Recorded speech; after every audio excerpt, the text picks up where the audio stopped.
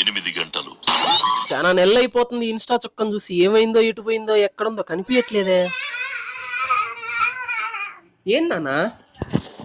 నేను కొత్త సాంగ్ నేర్చుకున్నా, పాడతా. ఏ సాంగ్? అడిగి నందిని. అవునా, ఏది పాడ? అడిగిరి నందిని నందిత మేదిని విశ్వ వినోదిని నందన్.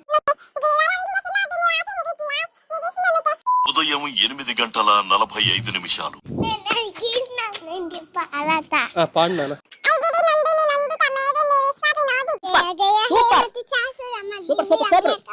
ఉదయం 11 గంటలు.